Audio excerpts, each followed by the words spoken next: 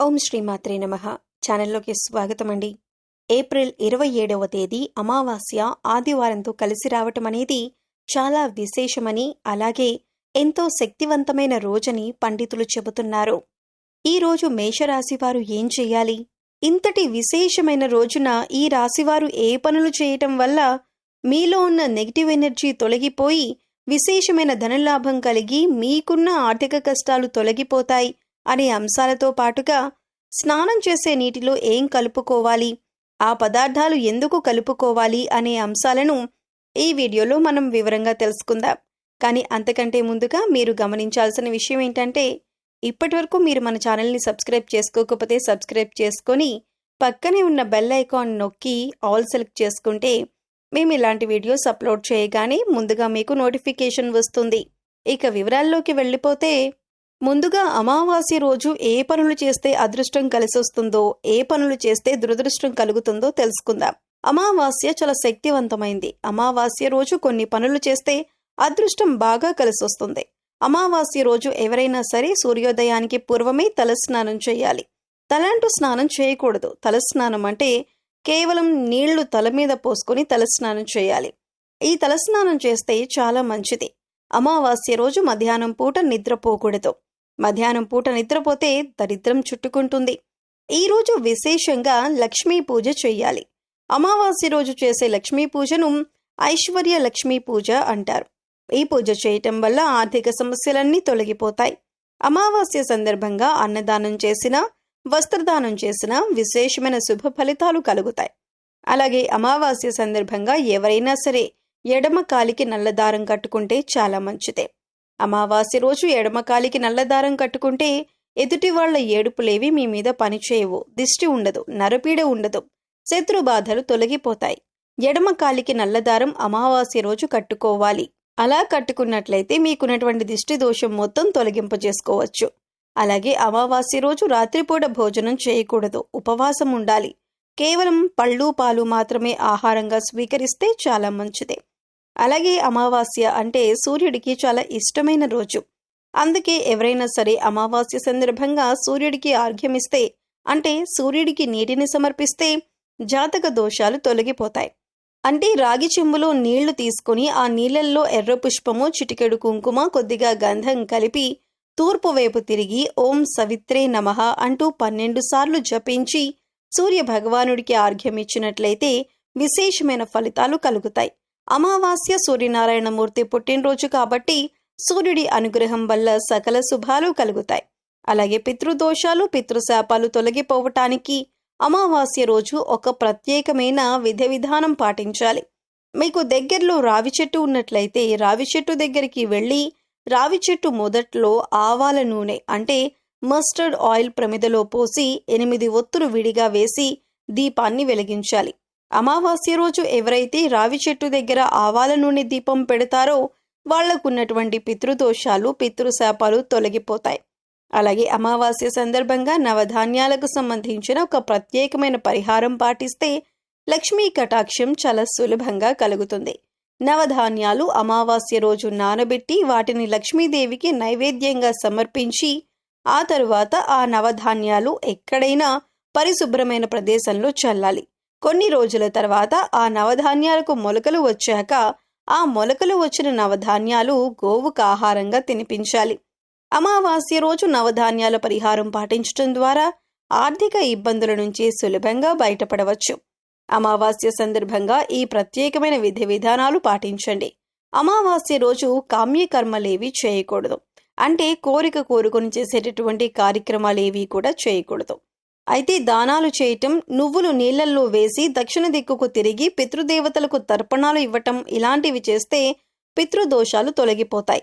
అమావాస్య రోజు అద్భుతమైన శుభ ఫలితాలు సిద్ధింపజేసుకోవచ్చు.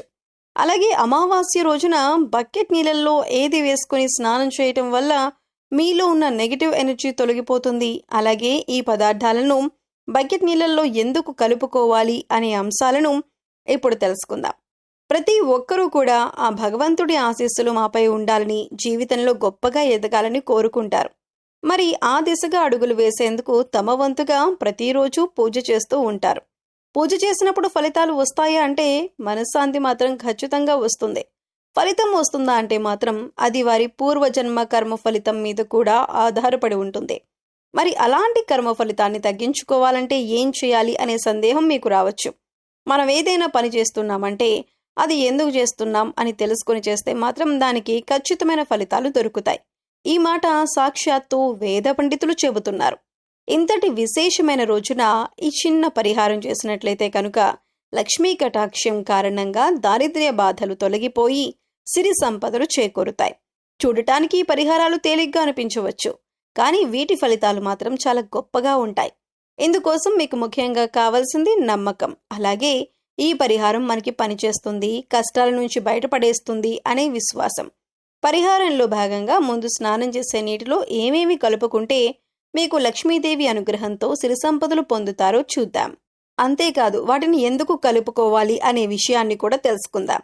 ఈ సృష్టిలో ప్రతి ఒక్క పదార్థానికి కూడా ఒక ప్రత్యేకత ఉంటుంది. అంతేకాదు మనం కనుక మనసులో బలంగా సంకల్పించుకుంటే ఆ పదార్థంలో ఉన్న గుణం ప్రత్యేకమైన పదార్థాలతో చేర్చి ఉపయోగించటం వల్ల మన సంకల్పాన్ని భగవంతునికి చేరవేస్తుంది. కానీ ఈ పరిహారాలు తేలిగ్గా ఉన్నాయి కదా చేసేద్దాం అని చేయటం కాదు, మనస్ఫూర్తిగా నమ్మి చేయాలి. అప్పుడే మీకు సత్ఫలితాలు వస్తాయి. ఇక ఇంతటి విశిష్టమైన అమావాస్య రోజు ఈ రాశివారు ఉదయాన్నే నిద్రలేచి చక్కగా స్నానం చేయాలి. అలాగే స్నానం చేసే నీటిలో ఒక తమలపాకు, కొద్దిగా రాళ్ల ఉప్పు, అలాగే 2 హారతి కర్పూరం బిళ్ళలు పొడి చేసి వేసుకొని ఇవన్నీ నీళ్లలో కలుపుకొని స్నానం చేయాలి. ఈ నీళ్లతో పిల్లలు ఇంకా పెద్దవాళ్లు కూడా స్నానం చేయవచ్చు. తమలపాకులు అంటే శుభసూచకం, అలాగే భగవంతుడికి ఎంతో ఇష్టం.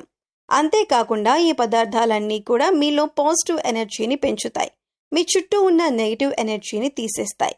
ఈ పదార్థాలను నీళ్లలో కలిపి స్నానం చేయటం వల్ల భగవంతుని అనుగ్రహాన్ని పొందుతారు. బకెట్ నీళ్లలో ఒక తమలపాకును వేసి అరగంట తర్వాత స్నానం చేస్తే శరీరానికి మరింత స్వచ్ఛత లభిస్తుంది.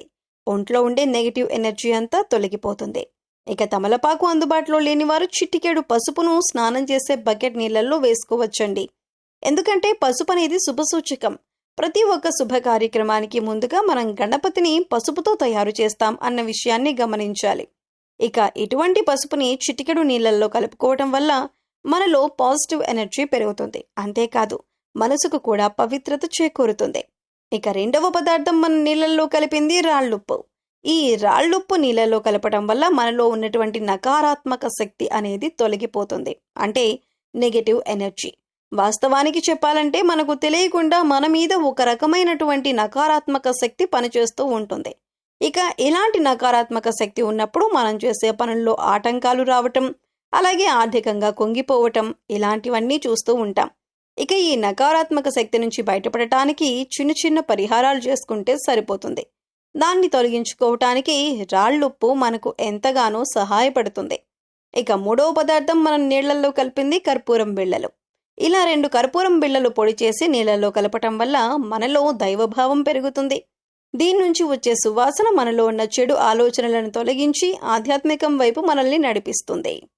సో చూశారు కదండి, ఏప్రిల్ 27వ తేదీ ఆదివారం అమావాస్యతో కలిసి వచ్చిన రోజున ఈ రాశివారు ఏ చిన్న పరిహారం చేయటం వల్ల వారి జీవితంలో ఉండే కష్టాలు నష్టాలు అన్నీ తొలగిపోతాయి అనే అంశాలతో పాటుగా అమావాస్య రోజు స్నానం చేసే బకెట్ నీటిలో ఏది కలుపుకొని స్నానం చేయటం వల్ల నెగిటివ్ ఎనర్జీ తొలగిపోయి ఆర్థికంగా అభివృద్ధి చెందుతారు అనే అంశాలను ఈ వీడియోలో మనం వివరంగా తెలుసుకున్నాం కదా. ఈ వీడియో నచ్చినట్లయితే ఖచ్చితంగా ఒక లైక్ చేయండి.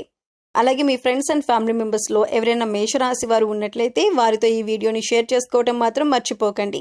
అలాగే ఇప్పటి వరకు మన ఛానల్ని సబ్స్క్రైబ్ చేసుకోకపోతే సబ్స్క్రైబ్ చేసుకొని పక్కనే ఉన్న బెల్ ఐకాన్ నొక్కి ఆల్ సెలెక్ట్ చేసుకుంటే ఇలాంటి వీడియోస్ అప్లోడ్ చేయగానే ముందుగా మీకు నోటిఫికేషన్ వస్తుంది. మరో చక్కటి వీడియోతో మళ్ళీ కలుసుకుందామండి.